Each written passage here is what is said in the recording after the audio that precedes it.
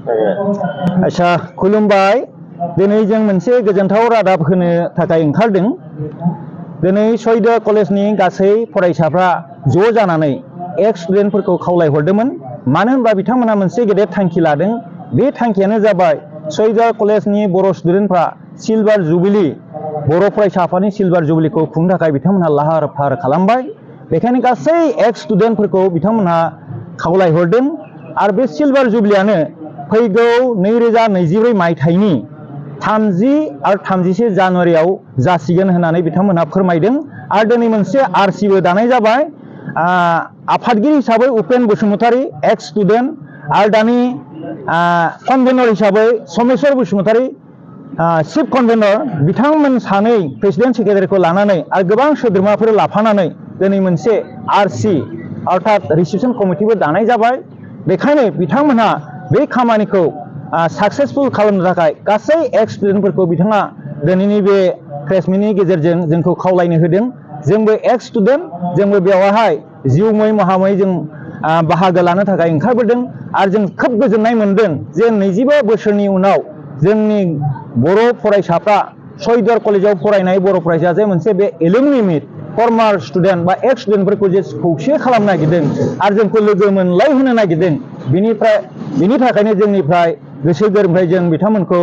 जोङो थेंक्स होदों आरो साबायखर बावदों आरो बे खामानिखौ जाफुंसार खालामनो थाखाय गासै एक्स स्टुडेन्टखौ बिथांमोनहा दिनैनि बे प्रेस मिटनि गेजेरजों खावलायहरदों गोजोन्थों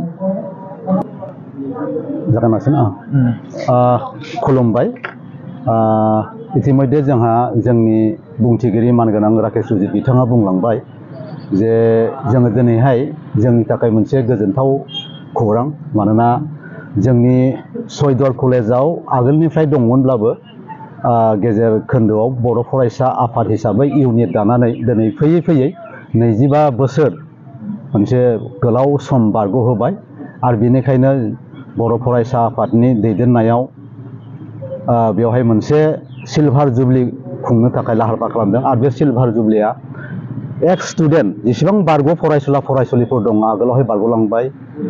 बिथांमोनखौ लानानै जों बेयाव गोबां रोखोमनि प्रग्राम जों लादों जोङो साननैनि हाबाफारि 30 आरो 31 बेयाव जोङो एक्स स्टुडेन्ट आरो फ्रेश स्टुडेन्टनि गेजेराव सेमिनारनि राहा लादों आरो गोबां गनायजाथाव मानगोनां बिथां आलासिमोनखौबो जोङो बेवहाय लेंहरनाय जागोन आरो बे मोनसे खुब माने मेहेरगोनां जागोन जों आसा खालामदों आरो जायनि जाहोनाव दिनै गहपुर बर' गोजौ गेजेर फरायसालियाव जों बिनि थाखायनो मोनसे बानजाय आफादबो दानाय जाबाय आरो इतिमध्ये जोंहा उजिर बिथाङानो बानजाय आफादनि आफादगिरि आरो चिफ कनभेनरनि खोथाखौ बुंलांबाय नाथाय आं दा बे मेडियानि गेजेरजों बे खोथाखौनो गासैखौबो खावलायनो नागिरदों जोंनि जेसेबां माने बारग' फरायसुला फरायसुलि दङ जोंनि जायफोर हथिर्थ लोगोफोर जों खावलायो जाहाथे बे मोनसे गिदिर मोनसे जोंनि जिथु जों खुंनो थाखाय जिथु मोनसे उत्सब बे उत्सब खुंनायाव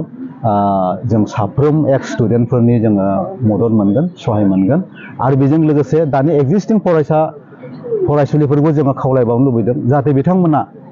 एक्स स्टुडेन्टनि सायाव लामा नायब्लानो बिथांमोना बे देहे खाथिनानै बे हाबाफारिखौ माने मोजां मोनसे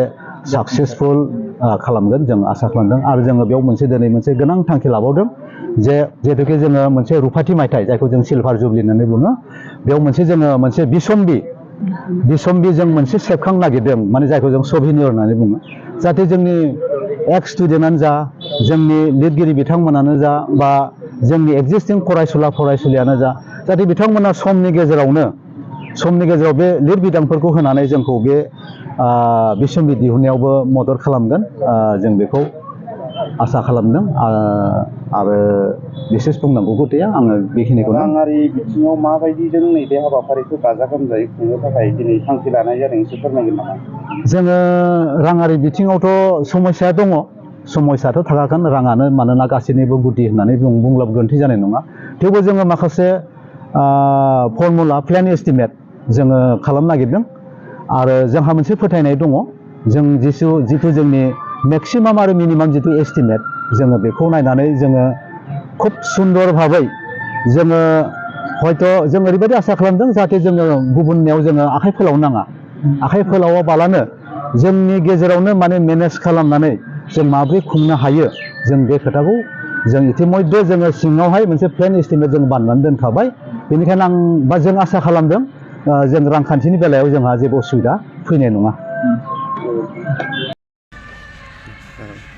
गिबियावनो जोंजों हांख्रायनानै लिंहरजानाय